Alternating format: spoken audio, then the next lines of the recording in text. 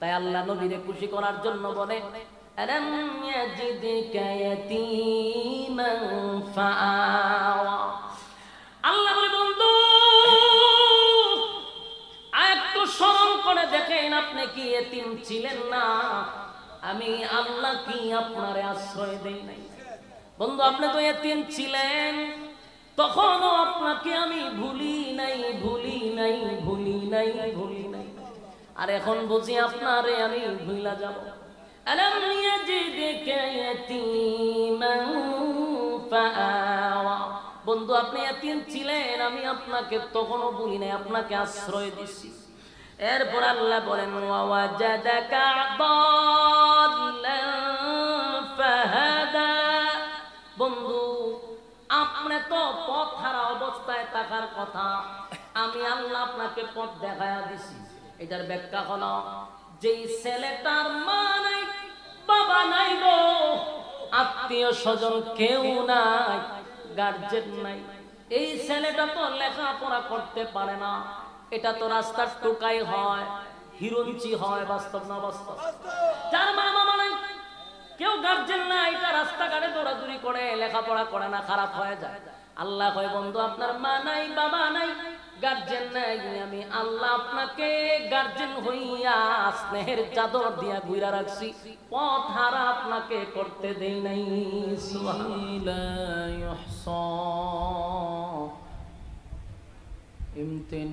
امتنانه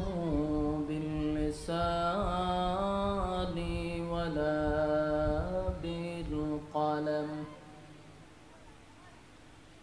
ونشهد أن لا إله إلا الله وحده لا شريك له وأشهد أن سيدنا وسندنا وحبيبنا ومولانا محمدا عبد الله ورسوله أرسله بالحق بشيرا ونذيرا وداعيا إلى الله بإذنه وسراجا منيرا. أما بعد فأعوذ بالله من الشيطان الرجيم. بسم الله الرحمن الرحيم. والضحى والليل إذا سجى ما ودعك ربك وما قلى وللآخرة خير لك من الأولى ولسوف يعطيك ربك فترضى. صدق الله العظيم. درود شريف পড়েন اللهم صل على محمد وعلى آل محمد كما صليت على إبراهيم وعلى إنك حميد مجيد.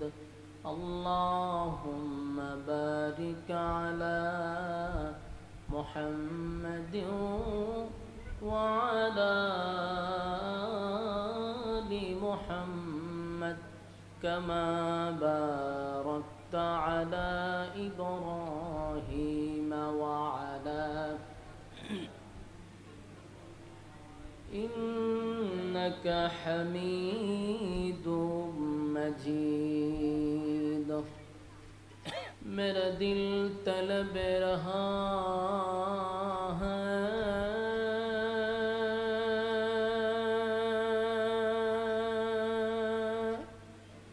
मेरे जलने रहा है सीना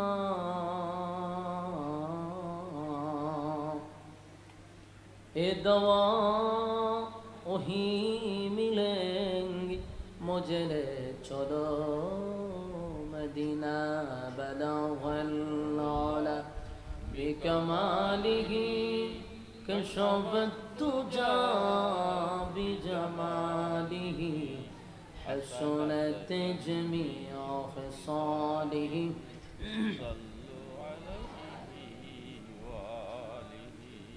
मदीना मदीना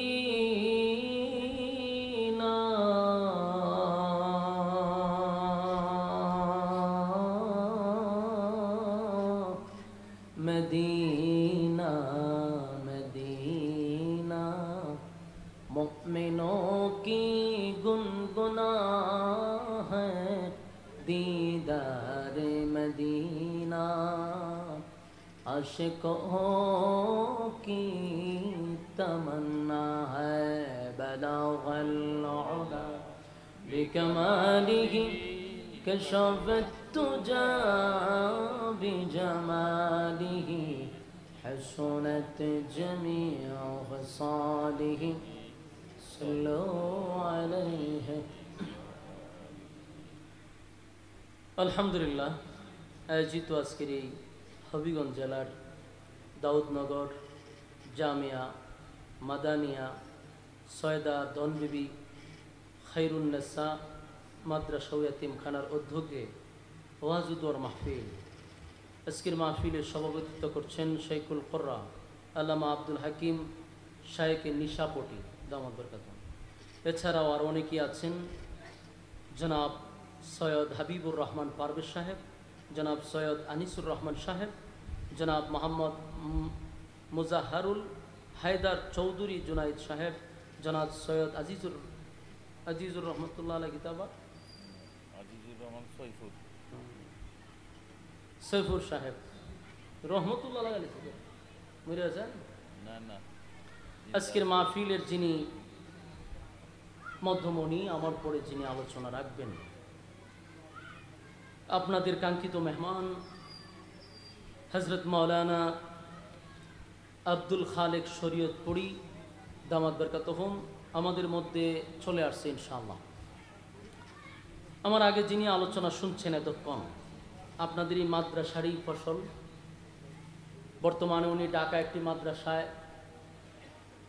খেদমতে আছেন, ওখানকার মুহাদ্দিস আমার বন্ধুবর হযরত মাওলানা হাফেজ তাওহিদুল ইসলাম আল আবিদি সাহেব, যার মাধ্যমে আমার এই জায়গায় পরিচিত, যার পরিচিতির কারণে আমি এখানে আজকে প্রায় 3 বছর ধরে আসতেছি। বয়ান শুনছেন আলহামদুলিল্লাহ, আমার পরেও বয়ান করবে, ধৈর্যের সাথে আমরা কথাগুলি শ্রবণ করব ইনশাআল্লাহ। আমরা রাস্তাঘাটে দোকানপাটে যারা আসি, বেহুদা অনর্থক নিষ্প্রয়োজনের সময় যারা নষ্ট করতেছি, বিনয়ের সাথে আবেদন, বেহুদা সময় নষ্ট না করে বরকতি মজলিসে আমরা বসে যাই। যতক্ষণ বসা থাকব গুনাহ না হওয়াটাই সম্ভব। প্যান্ডেলের বাহিরে গেলে গুনাহ হওয়াটা সম্ভব, তাই গুনাহমুক্ত পরিবেশে আল্লাহ বসার সুযোগ করে দিয়েছেন। যতক্ষণ বসা থাকবো নাজালাত আলাইহিমুস সাকিনা উপর থেকে সাকিনা রহমত নাজিল হবে। আসেনি সুবহানাল্লাহ? বলবেন। এই জন্য আমরা খুশি না বেজার? আমরা শুকরিয়া আদায় করছি যিনি আমাদেরকে সুস্থ অবস্থায় এমন একটি দ্বীনি মজলিসে বসার সুযোগ করে দিয়েছেন। আল্লাহ রাব্বুল আলামিনের কাছে আমরা শুকরিয়া আদায় করছি, আলহামদুলিল্লাহ। লক্ষ কোটি দুরুদ এবং সালাম আল্লাহর সৃষ্টির প্রধান আকর্ষণ সমস্ত নবীকুলের সম্রাট নবী মুহাম্মদুর রাসূলুল্লাহ সাল্লাল্লাহু আলাইহি ওয়াসাল্লামের উপর। সম্মানিত সুধী, আমি আপনাদের কাছে পরিচিত, আপনারা আমার কাছে পরিচিত, সুতরাং রাস্তাঘাটে সময় নষ্ট না করে আমরা প্যান্ডেলে বসে যাই। আমার পরে যিনি আসছেন আমরা কথাগুলি শ্রবণ করে মোনাজাত দিয়ে বাড়িতে যাব ইনশাআল্লাহ। অত্যন্ত বরকতি এক মজলিস, ফজিলতপূর্ণ এক মজলিস। এই মজলিস আমরা আসতে পেরে বসতে পেরে খুশি না বেজার? সম্মানিত সুধী, আমি আপনাদের সামনে কোরআনের 114 সূরার মধ্যে 93 নম্বর সূরা, সূরা দুহার আয়াতে কারিমা তেলাওয়াত করছি। এই সূরা থেকে কিছু কথা আপনাদের সামনে উপস্থাপন করতে চাই। রব্বি করিম যেন বলনেওয়ালাকে বলা, শুননেওয়ালাকে শ্রবণ করার তৌফিক দান করে, আমিন। প্রথমত এই সূরাটা হলো মাক্কি সূরা, হিজরতের আগের সূরা। মূল কথা হলো সূরাটি কেন নাজিল হলো, নাজিলের কারণ, যে বিষয়টা আমাদের জানা ওয়াজের আগে শোনা দরকার। আগে সূরাটা কেন নাজিল হলো, এই নাজিলের কারণটা জানলে সামনের আলোচনা আমাদের বুঝতে খুব সহজ হবে। এই আয়াত নাজিল ছিল, সূরাটা নাজিল ছিল মূলত রাসূলকে সান্ত্বনা দেওয়ার জন্য, রাসূলকে খুশি করার জন্য। আল্লাহ তার বন্ধুকে খুশি করার জন্য, সান্ত্বনা দেওয়ার জন্য এই সূরা নাজিল করে। এবং এই সূরার শুরুতে দুইটা কসম আছে। বলুন কসম কয়টা? দুইটা কসম। দুইটা কসম করে আল্লাহ যে কথাগুলি বলছে আমরা আলোচনা করব সময় পেলে ইনশাআল্লাহ। ভাই কথা না বলি, মনোযোগ দিয়ে শোনেন, কথা না বলি। তো এই সূরাতে শুরুতে কয়টা কসম আছে? দুইটা। কেন নাজিল হলো? সান্ত্বনা দেওয়ার জন্য, খুশি করার জন্য। এই সূরা নাজিল হয়েছে মক্কাতে। আসুন আমরা বিষয়গুলো একটু বোঝার চেষ্টা করি, যেটাকে তাফসীরের ভাষায় কয় শানে নজুল, নাজিল হওয়ার কারণ। মক্কার যে মূর্তি পূজারী ছিল তারা রাসূলের কালেমার দাওয়াতটা সহ্য করতে পারত না, তো বাধা দিছে, বাধা দিয়েও পারে না, বিভিন্নভাবে অপপ্রচার করছে, তা দিয়েও পারে না, হুমকি দিছে, লোভ দেখাইছে, কোনোভাবেই পারে না। শেষে তারা টকশুতে বসছে। টকশু বুঝেননি? আপনারা বুঝবেন দিকে সহজে বললাম। টকশুতে বসছে বলতে কতগুলা মূর্তি পূজারী একসাথে আর রাসূল একা, তারা বৈশা আলোচনা করতেছে।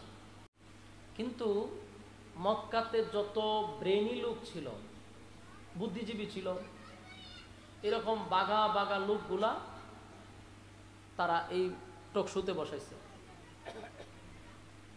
তারা আপনারা ভলান্টিয়ার নেই, ফুলা ফান্ডে দৌড়ে দেন না কা, চিল্লা চিল্লি একটা শুরু করছে। তো এখন টকশুতে বসার পরে তারা তো খুব অহংকারের সাথে গেছে যে মক্কার সব বুদ্ধিজীবী লইছে, আজকে দেখি মোহাম্মদ কিভাবে আমাদেরকে কথা দিয়ে হারায়। তো তারা 8-10 জন মিল্লা রাসূলকে একে একে একে বারবার প্রশ্ন করতে করতে করতে করতে কিন্তু এমন এক উত্তর দেয় আল্লাহ রাসূল, সাথে সাথেই 10-15 জন মাথা নিচু করে ফেলে। মানে আর বলার কোনো তাদের কাছে ভাষা নাই। হ্যাঁ, আমার কথা আপনারা বুঝুননি? তাহলে ফিসেটা কি করে এটা তো দেখার বিষয় না। ফিসে তো লোক লাগাইছি, এই বাচ্চাগুলারে দৌড়াই দেন, নাহলে ফ্যান্ডেলের ভিতরে ঢুকাই দেন। তো সব পিছু চাই তাহলে তো বাস করবো কেটা? মনোযোগ নাই তো আপনারা, মনোযোগ দিয়ে শুনেন। ওয়াজ মনোযোগ দিয়ে শুনেন না, এর লেগে আপনারা সমালোচনা করেন। বুঝে না তো কিছু, পরে গিয়ে কিতাব ওয়াজ করছে, আপনি বুঝতেই তো। এখানে কুকুর কাকুর ক্যাতকুত করার কোনো সুযোগ নাই, এই বকর চকর করে সময় খাড়াইবার কোনো সিস্টেম নাই, ডাইরেক্টলি কথা হবে কোরআন থেকে। আমার আগে তো ওয়াজ করছে তাওহীদ সাহেব, ওয়াজ শুনছেন না? বাপদাদার গিচ্ছা কইছে কুত্তুর কাত্তুর ক্ষেত্রে কোথায় চিনি হতান, এই কুথানির জায়গা এটা না, আসছেন কোরআন থেকে কথা শোনার জন্য। এখানে কোথায় আধা ঘন্টা শেষ, গালাগালি ঘুরে আধা ঘন্টা শেষ, এই সুযোগ নাই। যতক্ষণ শুনবেন কোরআন থেকে শুনবেন, কথা এখন ঠিক? এটা মাথায় রাখবেন। তো মনোযোগ দিয়ে শুনেন, মনোযোগ দিয়ে শুনলে মজা পাইবেন। দেখেন 8-10 জন মূর্তি পূজারী বসলো, রাসূলকে একের পর একটা প্রশ্ন করতে থাকে, রাসূল একটা উত্তর দেয়, 10 জনের মাথা নিচু, আর সুযোগ নাই কথা বলার। এটা একটা বাস্তব উদাহরণ দিই। বাংলাদেশে 16 বছর অনেক টকশো হয়েছে, তো দেখবেন আমাদের একজন আলেমকে টকশোতে বসাইতো আর 8টা-10টা নাস্তিক বইতো। এরা পরিকল্পিতভাবে উদ্দেশ্য একটাই ছিল যে আলেমদেরকে আমরা পর্দার সামনে, টিভির পর্দার সামনে আমরা বেইজ্জতি করব। 8-10 জন এদের বুদ্ধিজীবী, যেমন মুরগি সুরা শাহরিয়ারের কবিরের মতো কিছু বুদ্ধিজীবী আইনা বসাইতো। তো বসাইলে পরে এই 8-10 জন মিললে একেবারে ভাদ্র মাসে কুকুর যেভাবে পাগল হয় এইভাবে কক কক করে সব মিলে গেছিল আলেমদের বিরুদ্ধে। কিন্তু আমাদের ওলামা একরকম ঠান্ডা মাথায় একটা কথা বলতো, এই বাকি নাস্তিক সব করে চেয়ে থাকতো। বাস্তব না বাস্তব? বিশ্বাস না হলেন এখন ঢুকে দেখেন আল্লামা শাখাওয়াত রাজভী সাহেবের টকশোগুলা দেখবেন, ঠান্ডা মাথায় উত্তর দেয়, এরা আর কোনো কথা বলতে পারে না। তো আলেমদের যে এলেম, এটা তো আল্লাহ প্রদত্ত আসমানি এলেম। আর এই সমস্ত জাগতিক বুদ্ধিজীবীদের যত এলেম আছে এগুলো তো দুনিয়াবি এলেম। তো এই আসমানি এলেমের সাথে কি তারা পারবে? তো দুনিয়া তো তারা লাঞ্ছিত হয়, অপমানিত হয়। আর আল্লাহর রাসূলকে তো আল্লাহ তামাম পৃথিবীতে আদম থেকে নিয়ে একেবারে আজকে পর্যন্ত যত মুসলমান নরনারী আছে, অতীতের সমস্ত নবীদেরকে আল্লাহ যা দিছে, আমার নবীর আল্লাহ একা দিছে। সুবহানাল্লাহ, কেমন নবীর সামনে বসছে। এই 10-12 জন টকশোত বসে আর এত লজ্জিত কোনোভাবেই রাসূলের সঙ্গে কথা বলে পারে না। এরকম 3-4বার টকশোত বসছে, কিন্তু পারে না। শেষে তারা নিজেদের মধ্যে আলোচনা করতে লাগলো যে আমরা আর কত বেজ্জতি হব, আমরা আর কত লজ্জিত হব। আমরা মক্কার সবচেয়ে প্রভাবশালী লোকগুলা তার কাছে যাই, কিন্তু এমন এক কথা কয় যে দ্বিতীয়বার তারে কথা বলবো এই সুযোগটাই রাখে না। আমরা কথা বলে তার সাথে পারি না, তারপরে আর কত লজ্জিত হব, কত ম্যাজিক দেখায়, কত যুক্তি দেখায়, কোনো কাজ হয় না। তো এদের মধ্যে একজন বলল, শোনো, তোমরা সারা মক্কার মানুষ মিল্লা ও আব্দুল্লাহর পুত্র মুহাম্মদ সাল্লাল্লাহু আলাইহি ওয়াসাল্লাম, উনার সাথে কথা বলে পারবা না। কেন পারবো না? উনার কাছে যে এলেম, এটা তো আসমানি এলেম, এই এলেমের সাথে টাক্কর দেওয়ার মতো কেউ নাই মক্কাতে। তখন জিজ্ঞাসা, তখন কি করতে হইব? আসমানি এলেম যার কাছে আছে এরকম লোক ভাড়া করতে হইব। তো ইফামু কই?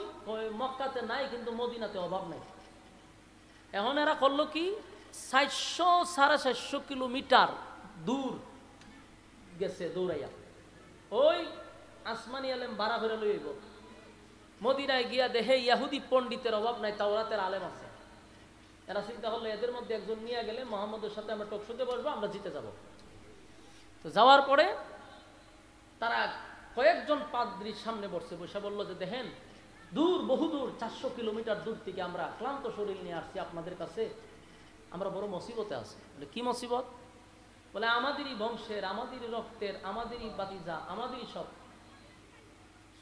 হঠাৎ করে সে এখন নিজেকে রাসূল দাবি করে এবং আমাদের বাপ দাদার ধর্ম বাদ দিয়া একত্ববাদী খোদার দাওয়াত দেয়। মানে আমরা থাকতে আমাদের বাপ দাদার ধর্মকে সে অবজ্ঞা করবে, এটা তো বরদাস্ত করা যায় না। আর আমরা তো আমাদের দেবদেবী বাদ দিয়ে একত্ববাদী খোদার ইবাদত করতে পারি না এবং তাকে রাসূলও মানতে পারি না। এখন আপনারাই বলুন আমরা কি করতে পারি? এবং আমরা আসছি আপনাদেরকে মক্কায় নিয়ে যাওয়ার জন্য, তার সাথে টকশোতে বসানোর জন্য।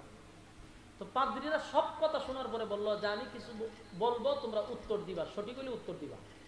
তো পাদ্রীরা বললো, প্রথম নাম্বার, তোমরা যার কথা বলতেছো তার যেই বংশে জন্মগ্রহণ করছে সেই বংশের নাম কি কুরাইশ বংশ?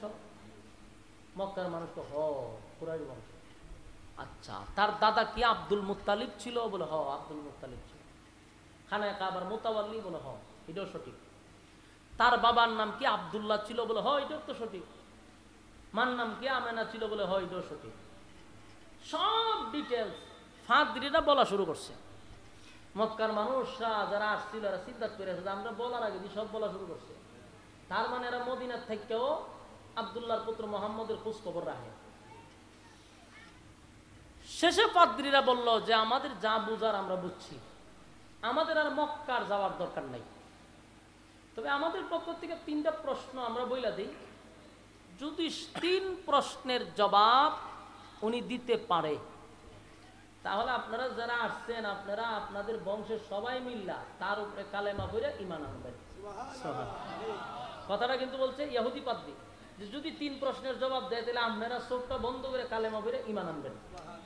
কারণ এই 3 প্রশ্নের জবাব ওই ব্যক্তি দিতে পারবে যিনি আল্লাহর পাঠানো পয়গম্বর নবী রাসূল ছাড়া এই 3 প্রশ্নের জবাব পৃথিবীর কেউ দিতে পারবে না।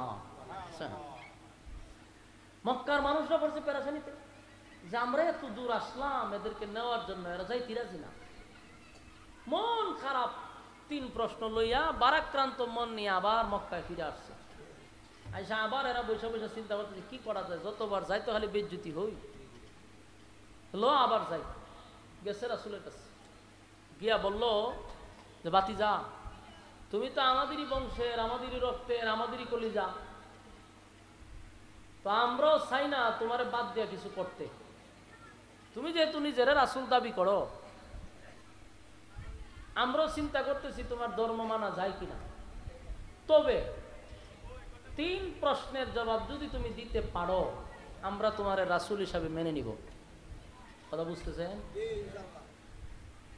আল্লাহ রাসূল বলেন হ্যাঁ কোনো অসুবিধা না, আপনারা বলেন। রাসূল চিন্তা করলো যারা আসছে এগুলো হলো মক্কার সব বড় বড় মাথা, তিনটি যদি কালেমা ফিরালা তাহলে তো মক্কাতে ইসলাম প্রচার করতে আমার আর কোনো বাধা রইল না। রাসূল খুব খুশি হয়েছে, কইল এই 3 প্রশ্নের জবাব দাও। রাসূল বলল ঠিক আছে অসুবিধা নাই, আগামীকালকে আইসেন 3 প্রশ্নের জবাব দিয়ে দিব। এরা চলে গেছে। রাসূলের ধারণা সকালে জিবরাইল, বিকালে জিবরাইল, সব সময় জিবরাইল আমার কাছেই থাকে, আসে, প্রশ্ন বলবো উত্তর দিয়ে দিবে, আমি এদেরকে জানাই দিব। কারণ রাসূলকে আগেই সব জানতেন না, আল্লাহ যা জানাইতেন, আল্লাহ জানাইলে রাসূল জানতেন। তো 3 প্রশ্ন করার সময় তো রাসূল তখনই বলে দিত। যদি রাসূল আগের থেকেই সব জানতো তাহলে 3 প্রশ্নের জন্য 15 দিন লাগলো কেন? যারা বাড়াবাড়ি করে এদেরকে বলবেন সূরা দুহার শানে নজুলটা একটু বর্ণনা করতো, নাজিল হলো কেন, কোথা থেকে কি আসল বিষয়টা একটু বর্ণনা করতো। 15 দিন কেন লাগবে? আল্লাহ যতক্ষণ রাসূলকে জানান নাই ততক্ষণ রাসূল জানে না। আল্লাহ রাসূলকে জানাইলে রাসূল জানছে। আরে ভাই এটা বলা তো রাসূল ছোট হয় না, এটা নিয়ে গোতাগতি। তো এখন যদি আমরা যখন আল্লাহ যা জানে নবীও তা জানে, আল্লাহ আর নবীর মধ্যে পার্থক্যটা কোথায়? দুজন তো আল্লাহ হয়ে গেল, নাউজুবিল্লাহ, সমান সমান হয়ে গেল না? তা আপনি কোথায় নিয়ে বসাইতে চান? আমরা এটা বিশ্বাস করি আল্লাহর পরে হলো নবীর মর্যাদা। বলুন কার পরে? আল্লাহর পরে সৃষ্টি জগতের মধ্যে সবচেয়ে সম্মানী ইজ্জত ওয়ালা হলো আল্লাহর পরে আমার রাসূল সাল্লাল্লাহু আলাইহি ওয়াসাল্লাম। এরপরে আপনি আরো বাড়াইয়া কই নিতে চান? আল্লাহ সমান করতেন জুতা দা ভিড়াবেন ধরেছে। ফালতু নামাজ নাই, রোজা নাই, পর্দা নাই, সুদ ঘুষ দুমসে খায়, আয়াসের এইগুলা তো খায়। আমার প্রশ্ন হলো নবীর ইজ্জত সমগ্র সৃষ্টি জগতের চেয়ে বেশি, সমস্ত নবীদের চেয়ে বেশি, সমস্ত রাসূলদের চেয়ে বেশি, আমার নবীর চেয়ে মর্যাদা পৃথিবীর জগতে সৃষ্টি জগতের কারণে। কিন্তু আপনি তো এটা বলতে হবে যে আল্লাহর পরে না আল্লাহর সমান। চিন্তা করেনি আল্লাহর পরে কই কতটা সহ্য করতে পারে না। এটারে কয় মাঠ থেকে মাসি না তোর খুশি, অতিভক্তি সুরের লক্ষণ। তো আল্লাহর পরে হলো আমার নবীর মর্যাদা। 15 দিন ওহী বন্ধ, ওহী আসে না। কারণ রাসূল বলছে আগামীকালকে জানাবো, কিন্তু জিবরাইল আসে না, তো রাসূল জানাবে কোত্থেকে? পরের দিন এই টিম আসে, আয়েশা কয় আমাদের 3 প্রশ্ন জবাব দাও। রাসূল বললেন আজকেও পারবো না, আগামীকালকে। আগামীকাল বলতে বলতে গেল 15 দিন, এর ভিত্তি আর ওহী আসে না, জিবরাইলও আসে না। এখন শুরু হইল নবীর বিরুদ্ধে অপপ্রচার, সমালোচনা। গ্রামে গঞ্জে শহরে বন্দরে সব জায়গায় খালি নবীর সমালোচনা। দেখছ যদি 3 প্রশ্নের জবাব না দিতে পারলো তা আমরা তারা রাসূল মানবো কেমনে? সে তো আসলেই রাসূল না। নাউজুবিল্লাহ। 3 প্রশ্নের জবাব দিতে পারছে না। এতদিনে বুঝতে পারছো আমাদের বাপদাদার ধর্মের বিরুদ্ধে কেন কথা বলে? সবাই শুরু করলো আন্দোলন। এত আন্দোলন, এত সমালোচনা। রাসূলের আপন চাচি হলো আবু লাহাবের বউ উম্মে জামিল। এই মহিলা একদিন আয়েশা রাসূলকে বলে, মুহাম্মদ তোমার কাছে যে একটা শয়তান আসতো এখন আর আসে না? নাউজুবিল্লাহ। এই আবু লাহাবের বউ, ও শয়তান আসে না? তার মানে জিবরাইলকে বলছে। নাউজুবিল্লাহ। আল্লাহর রাসূলের কলিজায় দারুণ ব্যথা লাগছে। এর থেকে বেশি ব্যথা লাগছে যখন মানুষ বলা বলি করতে লাগলো যে মুহাম্মদের আল্লাহ মুহাম্মদকে ভুলে গেছে। নাউজুবিল্লাহ। এটা রাসূলকে বড় কষ্ট দিছে। আল্লাহ রাসূলের চোখ দিয়া মুক্তার দানার মতো পানি পড়তেছে। প্রতিদিন রাসূল কান্দে, এত কান্না শুরু করছে। কানতে কানতে রাসূল বেহুশ, যে কেন? মানুষ যে বলতেছে আল্লাহ আমারে ভুলে গেছে, আল্লাহ আমি কি করলাম যে আপনি আমাকে ভুলে গেছেন? রাসূল নিজেও কান্দে আর কতক্ষণ পর পর খালি আসমানের দিকে তাকায় যে দেখি জিবরাইল নিয়ে আয়ে। জিবরাইলও আসে না, 3 প্রশ্নের জবাবও দিতে পারতেছে না। অন্যদিকে রাসূলকে মানুষ সমালোচনা করতে, এটার ব্যথায় রাসূল কাঁদতেছে। তো একটা পর্যায়ে এত কান্না শুরু করছে, আল্লাহ তখন জিবরাইলকে বলল যে আমার বন্ধুর কান্না আমি বরদাস্ত করতে পারি না। আমার বন্ধু যে কাঁদতেছে আমি আল্লাহ এটা বরদাস্ত করতে পারি না, আর বন্ধুরে কান্দানো যাবে না। এবার জিবরাইলকে পাঠাইছে, খালি হাতে পাঠাইছে না, সূরা দুহা নিয়া পাঠাইছে। যে সূরা তেলাওয়াত করছি এই সূরা দিয়া আল্লাহ পাঠাইছে জিবরাইলকে। তো রাসূল সাল্লাল্লাহু আলাইহি সাল্লাম জিবরাইলকে দেখার পরেই 15 দিন পরে আসছে জিবরাইল। রাসূল দেখেই জিবরাইলের দিকে তাকাইয়া মানে মনে যেটা কষ্ট এটা বুঝাইছে। রাসূল ঠান্ডা মাথায় বলল, জিবরাইল আজকে আসার সময় হয়েছে। 15 দিন মানুষ আমাকে নিয়ে কত মন্তব্য, কত গালিগালাজ, কত অপবাদ আমার বিরুদ্ধে দিচ্ছে, এত কান্নার পরে তুমি আজকে আসলা। জিবরাইল হুজুর আমি তো আসতে চাই, আল্লাহ আমার আসতে দেয় না। জিবরাইল আসতে চায়, আল্লাহ দেয় না। কেন দেয় না? আল্লাহ রাসূল করতে হইলে কি সত্যি আল্লাহ আমারে ভুলে গেছে? জিবরাইল তখন হুজুর আপনারে ভুলে নাই। 15 দিন আগে আপনার কাছে 3টা প্রশ্ন লইয়াছি, আপনি যদি বলতেন ইনশাআল্লাহ আগামীকালকে বলবো, তেই আল্লাহ খুশি হয়ে যাবে। আপনি এখন আগামীকালকে জানাইবেন, এটা আল্লাহর কাছে পছন্দ হয়েছে না, আল্লাহর কাছে পছন্দ হয় না। এই জন্য আল্লাহ কোরআন নাজিল করা বন্ধ করে দিয়েছে। এখন আসুন এখানে কিছু ব্যাখ্যা আছে। ব্যাখ্যাটা হইল, তাফসীর কারকরা বলেন 15 দিন কোরআন নাজিল না হওয়ার পিছনে আরো কারণ আছে। আরেকটা কারণ হলো রাসূলকে আল্লাহ রেস্টে রাখার জন্য, বিশ্রামে রাখার জন্য মাঝখানে কিছু গ্যাপ রাখছে। কোরআন নাজিল হওয়ার কিছুদিন গ্যাপ দিছে যেন নবীজি একটু রেস্টে থাকে। কারণ কোরআন এটা এত লোড, এটা পাহাড় পর্যন্ত নিতে পারে নাই। যদি আল্লাহ পাহাড়ের উপরে কোরআন নাজিল করতো, পাহাড় ধুলা হয়ে যেত, ধুলা। তো এই কোরআন নাজিল হইতেছে আমার নবীর উপরে। আল্লাহর রাসূলের উপর যখন কোরআনের আয়াত নাজিল হইতো, রাসূল ঘেমে যাইতো, কোথাও দাঁড়াইলে মাটি ডাইবা যাইতো, গুড়ার উপরে থাকলে গুড়া নিচে বসে যাইতো। বুঝেন তো কথা? তো আমার রাসূলকে রেস্টে রাখার জন্য আল্লাহ কিছুদিন বিরতি দিছে। এটা নিয়ে কাফের বেঈমানরা হাসি তামসা করছে। 1 নম্বর কারণ। 2 নম্বর হলো রাসূল যে বলছে আগামীকালকে বলবো ইনশাআল্লাহ বলতে ভুলে গেছে। আমাদের আহলে সুন্নাত ওয়াল জামাতের আকীদা হলো নবীরা ভুলে না, ভুল করে না, আল্লাহ করায়। বলুন, নবীরা ভুল করে না আল্লাহ করায়? আমরা আমাদের আকীদা হলো সমস্ত নবী রাসূলগণ মাসুম, তাদের কোনো গুনাহ নাই। হ্যাঁ কথা কই না কেন? নবীদের কোনো গুনাহ আছে? কোন নবীদের কোনো গুনাহ নাই, তারা মাসুম, নিষ্পাপ। কিন্তু বলেন যে এটা আল্লাহ বুলায়া দেয়। কেন বুলায়া দেয়? উম্মতকে শিখানোর জন্য। মাথায় রাখবেন, নবী বুলে কেন? আল্লাহ বুলায় কেন? বুলায় উম্মতকে শিখানোর জন্য। আচ্ছা, নবী যদি না ভুলা যেত, আল্লাহ যদি না ভুলাইতো, তা আমরা শিখতাম কোথা থেকে? নামাজে ভুল লাগলে যে সেজদা দিতে হয়, এটা কখন জানলাম যদি নবী না ভুল করতো? নবীর আল্লাহ ভুলাইছে উম্মতকে শিখানোর জন্য। তো আল্লাহ নিজেই নবীরে ইনশাআল্লাহ ভুলাই দিছে। নাইলে 1 দিন নাও ভুলে গেছে, 2 দিন নাও ভুলে, 15 দিন কি ভুলে যাবে না? নবী 15 দিন ইনশাআল্লাহ বলে না। এর মূল কথা হলো আল্লাহ ভুলাইয়া দিছে। আর 15 দিন নবী কাঁদছে, উম্মত যেন শিক্ষা গ্রহণ করে কোন কাজে আর জিন্দেগিতে ইনশাআল্লাহ না ভুলে। কথা হয় না? ইনশাআল্লাহ না বলার কারণে নবী কাঁদছে 15 দিন। আর তুমি উম্মত যদি ইনশাআল্লাহ না বলো, পস্তাইতে হবে আরো 15,000 বছর। ঠিক নেই? এজন্য আমরা যেন ইনশাআল্লাহ না বলি। প্রত্যেকটা কাজে আমরা বলবো কি ইনশাআল্লাহ। আমরা এখন বাজারে যাব ইনশাআল্লাহ, খানা খাবো ইনশাআল্লাহ, কোথাও যাব ইনশাআল্লাহ, বিয়ে শাদী করবো ইনশাআল্লাহ, না ইনশাআল্লাহ ছাড়া? এখন আছেন ইনশাআল্লাহ শব্দের অর্থ কি? আল্লাহ যদি চায়। বলুন ইনশাআল্লাহ শব্দের অর্থ কি? আল্লাহ যদি চায়। তার মানে আমি যে কোনো কাজ করবো এটা যদি আল্লাহ চায় তাহলে করতে পারবো।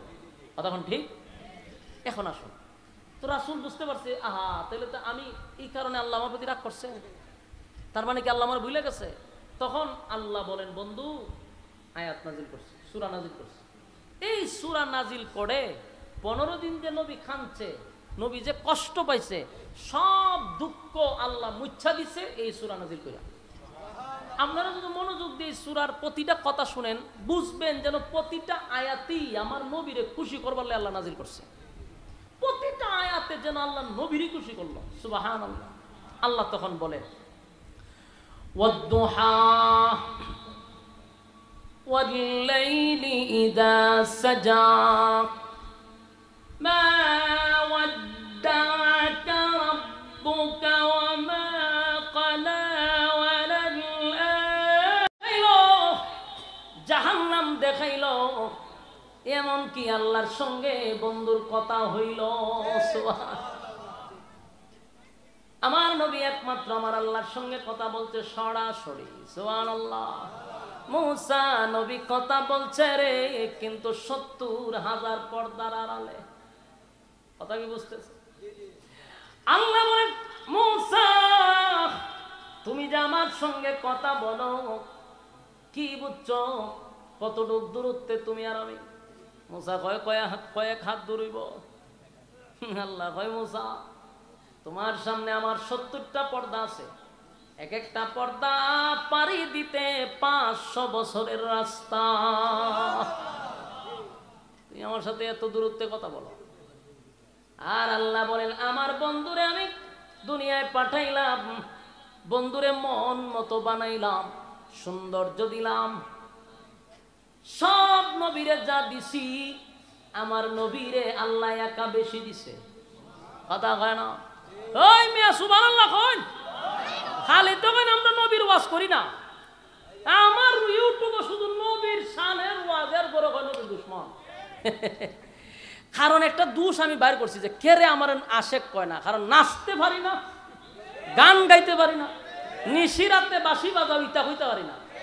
এটা বলে আর কাছে কয় এটা হলো প্রকৃতপক্ষে আশেকের আছে। হ্যাঁ, নিশিরাতে খারবাজি বাসে ইতা বুঝে আশেকের আসলের গান। তো কর্তটা কি? সারাটা মাহফিলে বসলে পরে একটা কোরআনের আয়াত দিয়া তো ওয়াজ নাই, বক্তারে দিছে সূরা ইখলাস দিয়া ওয়াজ করত। বক্তারে কি দিছে? সূরা ইখলাস দিয়া ওয়াজ করত। হুজুর আপনি সূরা ইখলাসের তাফসীর করেন। এখন বক্তায় পোস্টারে দেখছে সূরা ইখলাসের নাম, তখন কইলো দেখো ওই আমার বিষয় দিছে সূরা ইখলাস। আচ্ছা আমি তাফসীর করার লেগে দিছে আমার। তখন উনি কইল, কুল নবী আপনি বলুন।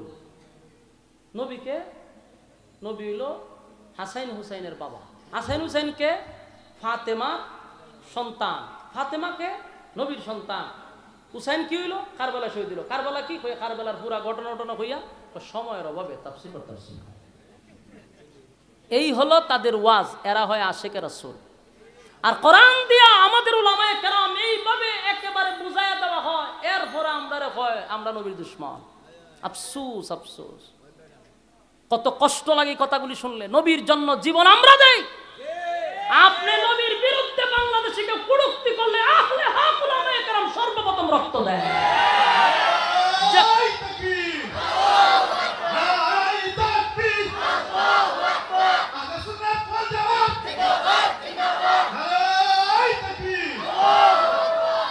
সব জায়গায় নবীর নাম। আমাদের সারা বাংলাদেশের উজ্জ্বল নক্ষত্র আহলে সুন্নাত ওয়াল জামাতের ভাষ্যকার মুনাজির আজম আল্লামা নুরুল ইসলাম অলিপুরি সাহেব জীবন ভর শুধু এদেরকে বুঝানিতেই বুঝাচ্ছে। মাদ্রাসার নাম পর্যন্ত দিছে নূরে মদিনা। ঠিক না? এই যে আমার থেকে মনে হয় আধা কিলো দূরে হবে হুজুরের মাদ্রাসা, নূরে মদিনা নাম দিল। আমার মাদ্রাসা যে করছি আমি শাহজাহানপুর মাদ্রাসা করছি, এখানে মাদ্রাসার নাম হলো মদিনাতুল উলুম, মদিনার নাম দিছি। আমি মসজিদ করবো, আমার উস্তাদের সাথে পরামর্শ হলাম হুজুর মসজিদের নামটা কি দেওয়া যায়। হুজুর আমারে বললো আপনি মসজিদের নাম দিবেন মদিনা জামের মসজিদ, সেখানেও মদিনা। আমরা সব সময় নবীর পক্ষে কথা বলি, নবীর বিরুদ্ধে কেউ কথা বললে মাঠে নামি আন্দোলন করি, জীবন দেই, সবকিছু আমরা করি, আর আমরা রেখো নবীর দুশ্মন। ওই অলিপুরি সাহেবের একটা বয়ান শুনছি আমি আইবার সময়, গাড়ির মধ্যে হঠাৎ করে সামনে আইছে, হুজুর একটা এক্সাম্পল দিছে যে দুইটা ফল আছে ব্যতিক্রম, একটা হলো আনারস আর একটা হলো বেদানা। হুজুরের এক্সাম্পল, আমার না। হুজুরে হয়তো যেটাকে উল্টা হলা লাগাই দিছে। আনারসের মধ্যে রসে ভরা, ইডারে দিছে নাম আনারস, মানে রস নাই। আর বেদানার মধ্যে দানায় ভরপুর, এটার নাম দিছে বেদানা। কোনছেন বাও না উল্টা? সুন্নতে ভরপুর যারা এদের কয় ওয়াহাবি, আর বেদাতে ভরপুর এরা হয় সুন্নি। ঘটনা সত্য না মিথ্যা?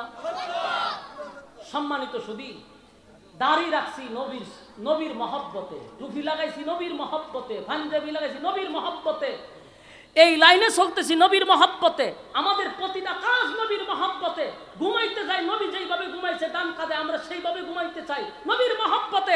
প্রতিটা কাজে কর্মে খানাতে সব জায়গায় নবীর মহব্বতে।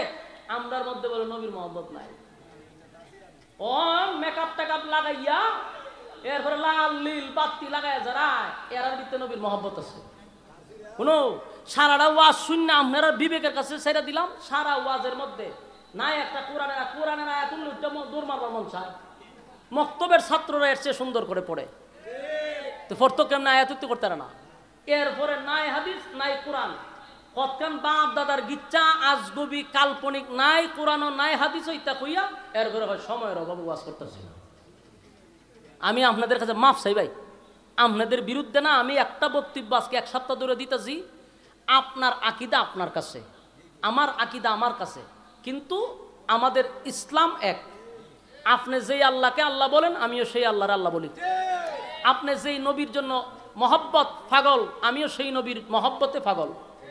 আপনি যে কোরআনকে আল কোরআন মানেন, আমিও সেটাকে কোরআন মানি, আল কোরআন মানি, তার সংবিধান মানি। তাহলে মূলে আমরা এক। আপনার আল্লাহও ঠিক আছে, আমার নবীও ঠিক আছে, কোরআনও ঠিক আছে। এখন আপনার মধ্যে দূরত্ব হইল আকিদা নিয়া। ভাই আপনার আকিদা আপনার জায়গায় তার, শত্রুতা আমি ঘুরে লাভ নাই। আপনিও আমার নবীর দুশ্মন কইেন না, আমিও আপনার বিরুদ্ধে কথা বলবো না। কারণ আমাদের কলিজা লাগে, নবীর জন্য জীবন দেই আমরা, উল্টা তোহমত দেন আমরা, এটা তো কষ্ট লাগে। সারাটা বয়ানে আমরা শুধু নবীর ওয়াজ নবীর ওয়াজ নবীর ওয়াজ, এরপর আমরা বলে করি না। কথা বুঝতেছেন নি? আমার এলাকা প্রথম মাহফিল তো জামেলা করছে, আপনারা জানেন, বহুত দরবার টরবর মাহফিল হয়েছে। তখন কুয়াকাটার হুজুর আনছিলাম, আনার পরে ওয়াজ করছে ফার্স্ট টু লাস্ট পুরাটা ওয়াজ খালি নবীর সামনে। মানুষ কানতে কানতে ফ্যান্ডেলে মনে করেন গড়াগড়ি শুরু করছে। বিকালবেলা ওই যে ফিররা বাধা দিছিল, যে ফিররা মিছিল মিটিং করছিল, এরার মরিদানে গিয়ে বলে হুজুর ওয়াজ তো বালা করছে, খালি নবীর কথা কইছে, খালি নবীর কথা কইছে, খারাপ করছে না তো। ফিরে তো করছে বিপদ, মুরিদরে বুঝাইতো কেমনে? কিতা কয় ও তো বালা বালা না রে। মুরিদ না হুজুর আমরা তো দাঁড়ে বইয়া উঠছি, পুরো নবীর ওয়াজ হয়, অত বালা বালা না। চিন্তা করছেন উম্মতের মধ্যে কি পরিমাণ ফাটল সৃষ্টি করে রাখছে। এই জন্য ছোটখাটো বিষয় নিয়ে আমরা দ্বন্দ্ব করবো না। আপনি নবীরে মহব্বত করলেন, বিশ্বাস করি। আপনি নবীর জীবন দিবেন, বিশ্বাস করি। আপনি নবীরে মহব্বত করে নিজন্যই নবীর জন্য পাগল, বিশ্বাস করি। আপনি দাঁড়ান, আমি বৈশা, আপনি দাঁড়াইয়া করেন, আমি বৈশা করি, অসুবিধা নাই তো, কোনো অসুবিধা নাই। কিন্তু আপনি আমার মধ্যে যে গ্যাপটা, এই গ্যাপটা পূরণ করা দরকার। সাধারণ মানুষের মধ্যে কিছু লোকগুলি এই ফাটল সৃষ্টি করতেছে। আপনি নবীর মহব্বত করেন, আমাকে আপনি বলেন নবীর জন্য যদি জীবন দিতে হয় আমরা প্রস্তুত। কারণ হাসরের মাঠে আমার নবীর সুপারিশ ছাড়া একটা মানুষ জান্নাতে যেতে পারবে না। দুনিয়াতে যেমন নবী লাগছে, পরকালেও নবী ছাড়া উপায় নাই। তো এই নবীর বিরুদ্ধে কেউ কথা বললে আমরা সহ্য করব? বেহুদা ভুল বুঝাবুঝি হচ্ছে আল্লাহর রাস্তায়। এই যে মাদ্রাসা, এখানে মাদ্রাসা আছে, এই মাদ্রাসা গিয়ে দেখেন খালি নবীর কথাই চলে। বাস্তব না বাস্তব? আমরা মিলেমিশে চলতে চাই। টুপিওয়ালারা যদি এক হয়ে যায়, কসম খোদার বাংলাদেশে রাজত্ব করার কেউ নাই। কোটি কোটি টাকা ব্যয় করা হচ্ছে আপনার আমাদের মধ্যে দূরত্ব সৃষ্টি করার জন্য। এই ওয়াহাবি সুন্নি নিয়ে মাঝখানে দিছে একটা দেওয়াল তৈরি হইরা, মাঝখান দিয়া ফায়দা লুটতেছে রাম আর বামরা। কিন্তু আমরা মূলে এক ছিলাম। আপনার যে আল্লাহ আমারও সেই আল্লাহ, আপনার যে নবী আমার সেই নবী, আপনার যে কোরআন আমার সেই কোরআন। মাঝখানে কেন ফাটল সৃষ্টি হবে? কোটি কোটি টাকা খরচ করে উম্মতের মধ্যে ফাটল সৃষ্টি করতেছে রাম বামগুলি। আজকে যদি সব টুপিওয়ালারা এক হয় বাংলার জমিনে, কসম খোদার বাংলাদেশে আর কেউ থাকবে না উলামায়ে কেরামদের উপরে কথা বলা।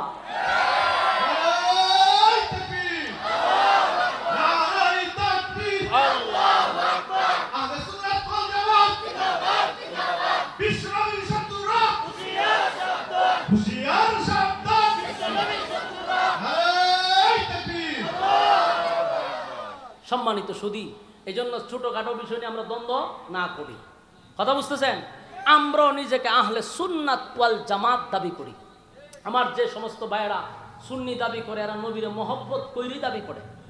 এরা যে নবীরে মহব্বত করে না, এটা আপনি অস্বীকার করতে পারবেন না। 100% এদের মহব্বত আছে। এই মহব্বতটার সাথে শুধু অনুসরণটা লাগাই দিলে চলতো, কথা হয় না। এই জন্য বলুন, নবীর মহব্বত কি আছে না নাই? সবার ভিতরে আছে। যার ভিতরে নবীর মহব্বত নাই, হে কোনোদিন ইমানদার হতে পারে না। তখন ঠিক আল্লাহ বলেন যে আমি আপনাকে খুশি করব যতক্ষণ না পর্যন্ত আপনি খুশি না হন। এইটা করে ব্যাখ্যা হইল, একটা হইল ওই মক্কা বিজয়, আরেকটা হইল মেরাজকে কেন্দ্র করে। আরেকটা ঘটনা শুনেন, এটাকে কেন্দ্র করে। ওই যে কইল খুশি না হওয়া পর্যন্ত আপনাকে দিতেই থাকবো, এটার আরেকটা কারণ হলো হাসরের মাঠে আল্লাহ বলবেন আপনি জান্নাতে যান। রাসূল বলবেন যে আমি জান্নাতে ততক্ষণ যাব না যতক্ষণ আমার উম্মত জান্নাতে না যাবে। আমার যুবক ভাই, উম্মতের প্রতি নবীর কত মায়া, কত মায়া। আল্লাহ কয় আপনারে খুশি করব, নবী কয় আপনি আমারে খুশি করতে পারবেন না যতক্ষণ আমার উম্মত জাহান্নামে থাকবে। সুবহানাল্লাহ। আমার যুবক ভাইয়েরা, উম্মতের প্রতি আমার নবীর কত মায়া রে, কত মায়া, কত মায়া। আল্লাহ কয় বন্ধু আপনারে আমি খুশি করব। নবী কয় আমারে কেমনে খুশি করবেন মালিক? যদি আমার উম্মত জাহান্নামে থাকে আমি নবী তো খুশি হব না। আল্লাহ কয় তাহলে আপনাকে খুশি করতে গিয়া আমি এটা অর্ডার দিয়া দিলাম। খুশি করলো, খুশি করলো। এখন যে আয়াতগুলি আমি পড়তেছি এগুলা হলো অতীতের কিছু কথা বইলা নবীর অভিমান ভাঙায়া দেওয়া। কারণ 15 দিন কোরআন নাজিল হয় না, নবীর ভিতরে কিছু কষ্ট আছে। 15 দিন আমার নবী কাঁদছে। তাই আল্লাহ নবীরে খুশি করার জন্য বলে আলাম ইয়াজিদকা ইয়াতীমান ফাআওয়া। আল্লাহ বলে বন্ধু একটু স্মরণ করে দেখেন আপনি কি এতিম ছিলেন না? আমি আল্লাহ কি আপনারে আশ্রয় দেই নাই? বন্ধু আপনি তো এতিম ছিলেন, তখনও আপনাকে আমি ভুলি নাই, ভুলি নাই, ভুলি নাই, ভুলি নাই। আর এখন বুঝি আপনারে আমি ভুইলা যাব। আলাম ইয়াজিদকা ইয়াতীমান ফাআওয়া। বন্ধু আপনি এতিম ছিলেন, আমি আপনাকে তখনও ভুলি নাই, আপনাকে আশ্রয় দিছি। এরপর আল্লাহ বলেন ওয়াজাদাকা দাল্লান ফাহাদা। বন্ধু আপনি তো পথ হারা অবস্থায় থাকার কথা, আমি আল্লাহ আপনাকে পথ দেখায়া দিছি। এটার ব্যাখ্যা হলো যেই ছেলেটার মা নাই, বাবা নাই গো, আত্মীয় স্বজন কেউ নাই, গার্জেন নাই, এই ছেলেটা তো লেখাপড়া করতে পারে না। এটা তো রাস্তার টোকাই হয়, হিরঞ্চি হয়। বাস্তব না বাস্তব? যার মা বাবা নাই, কেউ গার্জেন না, এটা রাস্তাঘাটে দৌড়াদৌড়ি করে, লেখাপড়া করে না, খারাপ হয়ে যায়। আল্লাহ কয় বন্ধু আপনার মা নাই, বাবা নাই, গার্জেন নাই, আমি আল্লাহ আপনাকে গার্জেন হইয়া স্নেহের চাদর দিয়া গুইরা রাখছি, পথ হারা আপনাকে করতে দেই নাই। সুবহান। বন্ধু আপনি কেমনে বললেন আমি ভুলে গেছি? এতিম অবস্থা পাইয়া আপনাকে আশ্রয় দিলাম, পথ হারা হইতে দেই নাই, সঠিক পথে রাখলাম। এরপর আল্লাহ বলেন বন্ধু এখানেই না, ওয়াজাদাকা আইলান ফাআগনা, আপনি নিঃস্ব ছিলেন, গরিব ছিলেন, আমি আপনাকে ধনী বানাইছি। আমার যুবক ভাইয়েরা দিলের কান লাগায়া শুনেন, আল্লাহ বলছে আপনি গরিব ছিলেন গো, আমি আপনাকে ধনী বানাইছি। কি বানাইছি? আরো জোরে, আরো জোরে, সবাই মিলে। কেন বারবার বললাম? আমাদের বাংলাদেশে ওয়াজ চলে একটা, এটা হলো নবী খালি গরিব, নবীর বেড়ে ভাতর। এই ওয়াজ চলতেছে যুগের পর যুগ, কিন্তু আল্লাহ কয় আপনারা ধনী বানাইছি। এই ওয়াজ চলে না। ইসলামটারে এমন ভাবে নিয়ে আসছে, একেবারে ভিক্ষুকের জায়গায় নিয়ে বসাই দিছে। অথচ আল্লাহ বলেন আপনি গরিব ছিলেন, আপনাকে ধনী বানাইছি। আমরা সারা জীবন ওয়াজ করে খালি গরিব গরিব, ইসলাম মানে গরিব, এগুলা কইরা ইসলামের ইজ্জত 12টা বাজায়া দিছে। আজকে শিল্পপতিদের ছেলেরা মাদ্রাসায় ভর্তি করে না, কারণ আমাদের ইসলামটার আছে কোথায় নিছে? ইসলামটারে নিছে জানাজার কাছে, ইসলামটারে নিছে মসজিদ আর মাদ্রাসা, এতটুকু। অথচ এই আলেম উলামারা দিনের ইলম শিকার করে শুধু মসজিদ আর মাদ্রাসা নয়, আলেমদের যোগ্যতা হলো রাষ্ট্র পরিচালনা করা। কথা হয় না? ইমাম আর মুয়াজ্জিন শুধু মসজিদের জন্য নয়, যিনি ইমাম তিনি নেতা। শুধু মসজিদ চালাবে এমনটা নয়, সে তো রাষ্ট্র চালাবে। ইমাম কি চালাবে? রাষ্ট্র চালাবে। আমি প্রথমেই বলছি, কোটি কোটি টাকা খরচ করে আমাদের মধ্যে ফাটল সৃষ্টি করতেছে। আলেমদেরকে শুধু মসজিদ কেন্দ্রিক, মাদ্রাসা কেন্দ্রিক, জানাজার মাঠে এতটুক পর্যন্ত আমাদেরকে আবদ্ধ করে রাখছে, বন্দী করে রাখছে। আর বাকি রাষ্ট্র বদমাশ সুর গুন্ডাদের হাতে চলে গেছে। আমাদের উচিত ছিল দেশ পরিচালনা করা, কিন্তু আমাকে দিচ্ছে না। কেন? হুজুর, হুজুর মানি হলো মসজিদ। হুজুর আপনি থাকবেন মসজিদে, হুজুর টিফিন বাড়ি দিয়া গরম ভাত না দিন, আপনি খাইবেন মসজিদে বইয়া, ঘুমাইবেন, বিছনা করে দিছি, নামাজের টাইমে নষ্ট করাইবেন, কেউ মরে গেলে জানাজাটা করাইবেন, ফরাইয়া এরপরে আবার গিয়ে একটু দোয়া করবেন, 500-1000 টাকা যাওয়াই দিয়ে চুপ করে করবেন। আর বিয়া শাদী হইলে আপনারা ডাক দিব। এই কাজের লেগে গেল হুজুর। বাংলাদেশের মানুষের ব্রেইনের ভিতরে ঢুকাই দিছে, ব্রেন ওয়াশ করাই দিছে যে হুজুর হলো এতটুক কামের লেগে। আফসোস আফসোস। অথচ এই হুজুররা দেশ চালাইছে, অর্ধ পৃথিবী হুজুরদের আঙ্গুলের ইশারায় চলছে। ইতিহাস আপনি আমাকে জানতে হবে। ইতিহাস জানি না, না জানার কারণে আজকে মসজিদে ইমামতি করি আর 1.5 টাকার মুসল্লি আমাদেরকে ধমক দেয়। ভালো করে প্রস্রাব পায়খানা করতে পারে না এমন মুসল্লি ইমামরে ধমক দেয়। কারণ আমি আমার মর্যাদা জানি না, তো আমি আমার ক্ষমতা জানি না। বাঘ ছোটবেলায় বাচ্চা যদি ছাগলের ভালো বড় হয়, এই বাঘরে দেখা যায় ছাগলে গুতা, কিন্তু বাঘ তার ঐতিহ্য ক্ষমতা ভুলে গেছে। হে যে হুঙ্কারের জাতি, হে ভুলে গেছে। এ ছাগলের সাথে থাকতে থাকে ছাগলের পিছনে গুতা দেয়। এ গুতা খাইতে খাইতে এক সিবাদ গে বুঝি চুপ করে জিগায় আরেকজনের থেকে পরিশোধ করে কয় এরার অত্যাচার এই গান। আরেক বাঘের 2টা সর দিছে গালের মধ্যে। সুরা তুই আইস কোথেকে? আমি তো এখানে বড় হইছি। তোর হুঙ্কারে সব পালাইবার কথা, আর এরার অত্যাচারে তুই দেওয়াল ফেট লাগাই রাখছস। তুই তো তোর ঐতিহ্য ভুলে গেছস। তা আমরা হুজুররা হযরত উমরের ইতিহাস ভুলে গেছি, ওসমানের ইতিহাস ভুলে গেছি, মুহাম্মদুর রাসূলুল্লাহর জিন্দেগি ভুলে গেছি। আমার রাসূল দেশের প্রেসিডেন্ট ছিল, নবী দেশের রাষ্ট্রনায়ক ছিল। আজকে অনেক আশেকে রাসূলরা এটা জানেই না। নবী যে দেশ চালাইছে এরা জানেই না। এরা আছে শুধু খালি বিরানি আর জিলাপি লইয়া। পুনাহান্দায় 1 কেজি কম পড়লো কিনা? আরে ভাই, তোদের পক্ষেই কথা বলতেছি। কেন আমি আর তুমি মিলাদের মধ্যে থাকবো? তুমি আর আমি রাষ্ট্র চালাবো। হাতে হাত মিলাও, কাঁধে কাঁধ মিলাও, তুমি আর আমি রাষ্ট্র চালাবো। আমাদেরকে জিলাপি আর বিরানি দিয়া বসায় রাখছে, আমরা এই কাজের জন্য নয়, আমাদের ঐতিহ্য আমরা ভুলে গেছি। এই জন্য কাঁধে কাঁধ মিলাও, হাতে হাত মিলাও, আমরা আগামী দেশ চালাবো। তবে ঐক্য হতে হবে, ঐক্য ছাড়া বিকল্প কোনো রাস্তা নয়। সম্মানিত শুধু এবার আসুন, রাসূল সাল্লাল্লাহু আলাইহি সাল্লামকে আল্লাহ বলতেছে আপনি গরিব ছিলেন, আপনাকে ধনী বানাইছি। তার মানে ইসলাম শুধু গরিবের মধ্যে নয়, ধনীর মধ্যেও আছে। হযরত উসমান রাদিয়াল্লাহু তাআলা আনহুর যে পরিমাণ সম্পদ ছিল, তখনকার যুগের শিল্পপতি ছিল, এই ধনী হওয়ার পরেও কি ইসলাম পালন করে নাই? তাহলে আমরা খালি ইসলামটাকে গরিব বানাই কেন? সুলাইমান আলাইহিস সালাতু ওয়াস সালামের জীবনী পড়বেন, কোরআনের একটা আয়াত আছে, লম্বা তাফসীর আছে, অনেক উলামায়ে কেরাম এটা নিয়ে আলোচনা করছে, শুনবেন, আমাদের আলোচনা আছে, শুনে নিবেন।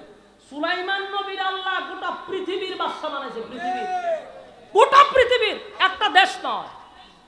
এই সুলাইমান নবী পৃথিবী চালাইও আল্লাহর গোলামি করছে, আর আমরা রে কই নিয়ে বসাইছে চিন্তা করছে, যদি বলি তো আমি বালা না। অথচ আমি আমার সমস্ত উম্মতি মুহাম্মদীর দরদে কথাগুলি বলছি, এরপরে সমালোচনা করবো, হয়তো আমরা কিতা করতাম, তুই কিতা করবে যদি কষ্ট তুলি, তুই ইমামতি আর ওই মুয়াজ্জিন গিয়ে মাঝের ব্যাগ টান গিয়া সভাপতি দেখবে তোর বাজার ঘুরে বুঝুর ব্যাগটা লই আমার বউদ্দারে দিয়া তুই করবি, কারণ তুই তো ওই যে বাঘ ছাগলের লাগে তুই বড় হইছস, তোর তো বড় হওয়ার কথা না ছাগলের সাথে, বাঘের মেলো টাকার কথা ছিল, আইসো ছাগলের মেলো। তোমার মন সংকীর্ণ, এই জন্য তোমার ভিতরে উদারতা নাই, তোমার মনকে আরো বড় করো যে আলেমরা আগামীর রাষ্ট্র পরিচালনা করবে, তুমি এই মাইন্ডে আসো, আল্লাহ বুঝার মানার তৌফিক দান করে দাও। আল্লাহ রাব্বুল আলামিন বলেন ওয়াওয়াজাদাকা আইলান ফাআগনা, বন্ধু আপনি গরিব ছিলেন, আমি আপনাকে ধনী বানাইছি। আম্মা জান খাদিজা তখনকার যুগের একজন শিল্পপতি মহিলা ছিল, ধনাঢ্য মহিলা ছিল, আরবদের মধ্যে যারা ব্যবসা করত সবার মধ্যে খাদিজা অন্যতম একজন মহিলা ছিল, যার অটাল সম্পত্তি ছিল, কোটি কোটি টাকার সম্পদ। আল্লাহর নবীকে যখন বিবাহ করলেন, আম্মা জান খাদিজা বলেন, আমার পয়গম্বর আজকে থেকে আমার যত সম্পত্তি আছে, আমার যত ধন সম্পদ আছে, সব আপনার কদমে ঢেলে দিলাম, আপনি ইসলামের জন্য যেভাবে পারেন যেমনে পারেন খরচ করেন, আমার কোনো অধিকার নাই, আর কোনো মন্তব্য নাই। আমার যুবক ভাইরা, এখান থেকে আপনি আমার শিকার আছে, তার মানে আমার নবী এক সময় দেশের প্রেসিডেন্ট ছিল কি ছিল না? নবী যে দেশ চালাইছে এই ওয়াজ কেন করেন না? আর কত জিকির মানুষের শিখাইবেন? জিকির তো মানুষে করতে পারে, ইল্লাল্লাহর জিকির পারে, আল্লাহর জিকির পারে, তসবিহ পড়তে পারে, এগুলা ঘরে বসে ইবাদত করার জিনিস। জিকির মাহফিলে না, লোক দেখানো ইবাদতের দরকার নাই তো। জিকির করবেন ঘরে বসে, আপনি তাহাজ্জুদের সময় জিকির করেন, আল্লাহরে শুনান। মাহফিল হইয়া কুকুর কাকুর কইয়া আপনি মাফলা ভাইয়া সুবাই একটার উপর একটা পড়ে যান গা, এটা বন্ডামি ছাড়া আর কিছুই না। জিকির করবেন একা, কিন্তু আল্লাহর সামনে বসে আপনি জিকির করেন, একা থাকেন, পকেটের ভিতরে আপনি তসবিহ রাখেন, মানুষকে দেখায় না, পকেটের ভিত্তি তসবিহ পড়েন, বাহির করে সুবহানাল্লাহ সুবহানাল্লাহ, এটি কি তা? এটা তো লোক দেখানো ইবাদত, তো বন্ডামি। তসবিহ পড়তে গেলে পকেটে রাখেন তসবিহ, আপনি এমন ভাবে পড়তেছেন মানুষ বুঝতো আপনার পকেটে হাত দিয়ে রাখছেন, এটা হলো আপনার সত্যিকারের আল্লাহওয়ালা। মানে তসবিহ একটা নিয়ে আইব, সুবহানাল্লাহ সুবহানাল্লাহ সুবহানাল্লাহ, মানুষের দেখায় আমি তসবিহ পড়ি, হেতেরে বন্ডরে, এটা বোঝার বাকি আছে নি? বন্ডামি বাদ দিতেই হবে। এই মাহফিল আইসা জিকির কইরা করে আধা ঘন্টা সময় কাটানোটা অনর্থক, ফালতু, এছাড়া কিছুই না। এরপরে কয় আমরা তো নবীর শান গাই, তোর শান গাওয়ার জায়গা এটা না, তোর ওয়াজ করবার লেগে আনছে, তুই ওয়াজ করবি, তুই কোরআন হাদিস দিয়ে ওয়াজ কর, মানুষকে বুঝাই দিলে তোরা আনছে, তুই কেন শান গাছ করে? প্রত্যেকে এই গজল শিখা, গজল গাওয়া, এটা কি আপনারা লেগে ফরজ না ওয়াজিব না সুন্নত না কোনো নৃত্য না? মন চাইছে একজনে বইয়ে বইয়ে গাইলো আবেগে, আমরাও গাই, কিন্তু মাহফিলে এইগুলো হয়ে আমি সময় কাটাইতাম কেন? আর জিকির দিয়া আধা ঘন্টা নাচে বলে কেন? এই কথাগুলি বলে লিখা আমার ভাই নবীর দুশ্মন, অথচ আপনার পক্ষে কথা বলতেছি। নবীর মহব্বত সবার ভিতরে আছে, মাহফিলও জাহির করার দরকার নাই, আধা ঘন্টা জিকির দিয়া, জিকির আল্লাহর জন্য করবেন, একা করেন ঘরের ভিতরে। সম্মানিত সুধী, এই যে কথাগুলি বলার দরকার ছিল, এরা তো এই কথা বলে না, কোন সময় বলবে? সারাদিন তো জায়গা জিকির আর বকাবকি। রাসূল যে দেশের রাষ্ট্রনায়ক ছিল এই কথাটা তো ওয়াজ একবারও বলে না। উমর যে দেশ পরিচালনা করছে এটাও বলে না। আল্লাহর রাসূল দেশ পরিচালনা করছে, প্রেসিডেন্ট ছিল, সেই ওয়াজ বেশি বেশি বেশি করে করা দরকার। কেন বেশি বেশি করা দরকার? কারণ আজকে আলেমরা যখন নির্বাচনে দাঁড়ায়, রামদারে কয় হুজুরা রাজনীতি করতে পারে, হুজুরা রাজনীতি পাইছে বউ হয়নি, প্রকাশ্যে কয় হুজুরা রাজনীতি পাইছে বউ। এখন সব সময় যদি ওয়াজ শুনতো যে রাসূল দেশের প্রেসিডেন্ট ছিল, তাহলে কি আমরা কইতো যে হুজুরা রাজনীতি পাইছে বউ? দিদি তো কয় না, এরা কয় কি তার নবীর ফেলে ভাত্তর আছি, নবী খাইতে পারছে না, শরীরে তালি আসিন, এইগুলা কইয়া সাধারণ ওই রামবামরে বুঝাইছে। রামবামরা কয় দেখছ নি নবী ভেটো ভাত তো আছেন আর হুজুরে প্রাইভেট কারটা চলে, হুজুরে রান খায়। কথা বুঝতেছেন তো? নবী যদি এই যুগে থাকতো, পৃথিবীর সবচেয়ে দামি হেলিকপ্টার তো নবী চলাইতো। কথা হয় না? তোমার বীররে যদি গুরু দিতে পারো, তাহলে সারা পৃথিবীর উম্মতেরা নবীরে স্বর্ণ দিয়ে হেলিকপ্টার বানাই দিত। নবী যদি থাকতো না, যদি হেলিকপ্টার চলাইতো স্বর্ণ দিয়া। আল্লাহ আপনার দুই জাহানের বাদশা বানাইছি। নবী যদি চাইতো পাহাড় স্বর্ণ হয়ে যেত। হ্যাঁ, নবী দেশ চালাইছে, দেশের রাষ্ট্রনায়ক ছিল। হযরত ওমর দেশের রাষ্ট্রনায়ক ছিল, আবু বকর দেশের রাষ্ট্রনায়ক ছিল, উসমান দেশ চালাইছে, আলী দেশ চালাইছে। এখন আমরা হুজুরের রাজনীতি পাইছে গো, এটা দোষ তো আমরা আর আমরা মাঝে মাঝে কইছি না। প্রতিদিন বলতে হবে নবী দেশের রাষ্ট্রনায়ক ছিল। কথা না? আমরা রুজু থেকে রাজনীতি পাইছেন গো, আমরা কোনো স্বয়ং আল্লাহর রাসূল থেকে রাজনীতি শিখছি। জোরে কই না? রাজনীতি পাইছেন গো, স্বয়ং আল্লাহর রাসূল থেকে রাজনীতি শিখছি। কথা কয় না দি? আমরা শিখানোর দরকার, তোরা ভাইসত কর। আমরা তো একটা ডকুমেন্টস আছে, নবীর কাছ থেকে শিখছি। নবী দেশ চালাইছে, আমরা চালাইতে চাই। তোরা ভাইসত কর। এখন তোরা যদি আমাদেরকে জিজ্ঞাসা করো রাজনীতি পাইছি কই, আমরা জিজ্ঞাসা তোরা ভাইসত কই, আমরা উত্তর দিব রাসূলের কাছ থেকে। তোরা কি উত্তর দিবি? তোরা উত্তর কি দিবি? এই জন্য বুঝার দরকার। আল্লাহ বলেন ওয়াজাদাকা আইলান ফাআগনা, আপনি গরীব ছিলেন, আপনাকে আমি ধনী বানাইছি, ধনী বানাইছি। এরপর আল্লাহ বলেন ফাআম্মাল ইয়াতীমা ফালা তাকহার।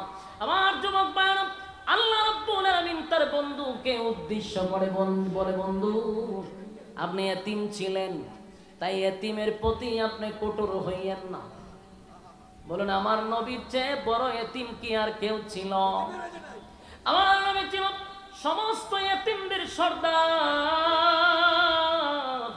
নবীর চেয়ে এতিম আর কেউ নাই রে। দুনিয়াতে আসার 6 মাস আগেই বাবা চলে গেল। দুনিয়ায় আসার পরে আমার নবীর বাবারে একটা নজরও দেখতে পারল না। এরপরে চলে গেল হালিমাতুস সাদিয়ার কাছে। সেখানে 4 বছর পরে আসার পরে মার কাছে 2টা বছরও থাকতে পারল না। বাবার কবর জিয়ারত করতে গেল মায়ের সঙ্গে। কবর জিয়ারত করতে গিয়া বাবার কবরের সামনে মাও দুনিয়ার থেকে বিদায় হয়ে গেছে। আমার নবী ছোট মানুষ, শিশুকালে যখন মা তার সন্তানকে নিয়ে বাবার কবর জিয়ারতে গেছে, সেখানে গিয়া মাও চিরবিদায় হয়ে গেল রে। এখন আমার নবীর মাও নাই, বাবাও নাই। দাদা আব্দুল মুত্তালিব রাসূলকে লালন পালন করলেন। কিছুদিন পরে আব্দুল মুত্তালিব দুনিয়ার থেকে বিদায় হয়ে গেল। আমার নবীর চেয়ে এতিম আর কেউ নাই। এজন্য আল্লাহ বলেন, বন্ধু আপনি এতিমদের প্রতি কঠোর হইয়েন না। আমার যুবক ভাইরা, নবীরে বলা মানে কিয়ামত পর্যন্ত উম্মতি মুহাম্মদীকে আল্লাহ শিক্ষা দিছে। আমাদেরকে আল্লাহ বলতেছে, বন্দারে উম্মতেরা, আল্লাহর নবীরে বলা মানে উম্মতে মুহাম্মদীকে আল্লাহ বইলা দিছে। কিয়ামত পর্যন্ত যাদের সামনে এতিম থাকবে, কোনদিন এতিমের সাথে তোমরা কঠোর আচরণ করবা না। কথা কি বুঝতেছেন? এতিমদের প্রতি দয়া দেখাইবেন, এতিমের সাথে খারাপ আচরণ করবেন না, এতিমদেরকে ধমক দিবেন না। আপনার সন্তান যদি এতিম হতো, তাহলে বুঝুন আপনি কোন অবস্থায় থাকতেন। আপনি শুকরিয়া আদায় করবেন, আল্লাহ আমার সন্তানগুলির চোখের সামনে আমি এখনো আছি, এটা আমার সন্তানদের জন্য আমি একটা নিয়ামত। বাবা নাই যার, মা নাই যার, পৃথিবীতে আর কেউ নাই তার। আমার যুবক ভাই, এই জন্য মাঝে মধ্যে মাদ্রাসায় অনেক এতিম ছাত্র আছে, সাবধান, কঠোর আচরণ করবেন না। ক্ষমতা থাকলে, অর্থ থাকলে, ব্যবসা বাণিজ্যের ফাঁকে ফাঁকে মাঝে মধ্যে এতিমদেরকে নিয়ে একবেলা খাওয়ার চেষ্টা করবেন। নিজে একদিন বাসার থেকে চলে আসবে, আইসা তাদেরকে আপনার রান্না করে খাওয়াইবেন, নিজেও খাইবেন। আল্লাহর নবী বলেন, যারা এতিমদেরকে ভালোবাসবে, এতিমদের পাশে থাকবে, আর কিয়ামতের কঠিন ময়দানে এই উম্মত আর আমার মাঝখানে এতটুকু দূরত্ব থাকবে। শাস্তাগঞ্জের বাইরা, এতিমদের প্রতি আমাদের দয়া মহব্বত বাড়াইতে হবে। কথা হয় না দি? এতিমদের প্রতি কঠোর হওয়া যাবে না। যেখানে এতিম পাবেন, অনেক সময় আমরা এতিমদের জায়গা মাইরা খায়, এতিমদের হক মাইরা খায়, আছে না নাই? আপন চাচা বাতিজার হক মাইরা খায়া বই রইছে। এতিমের হক নষ্ট করা যাবে না। কিয়ামতের ময়দানে আল্লাহ বলেন, যারা এতিমের হক নষ্ট করছে তারা জান্নাতের গ্রাম পাবে না। এই জন্য আমরা যারা এখানে আছি, এখানে বলুন, আমরা এতিমদের সাথে কি খারাপ আচরণ করব? কারা কারা ভালো আচরণ করবেন হাত তুলে দেখায়া দেই। লিল্লাহি তাকবীর, নারায়ে তাকবীর। হাত তুলেন, লামায় না, লামায় না। বলুন, আমরা এতিমদের সাথে ভালো ব্যবহার করব, এতিমদেরকে মহব্বত করব। কারণ আমার নবী এতিম ছিল, তাই নবীর কথা অনুযায়ী আমরা এতিমদেরকে মহব্বত করব। এতিমদেরকে দুমুঠো খাবারের ব্যবস্থা করে দিব। রাজি আছেন ইনশাআল্লাহ? কারা কারা রাজি? হাত তুলেন। মাশাআল্লাহ।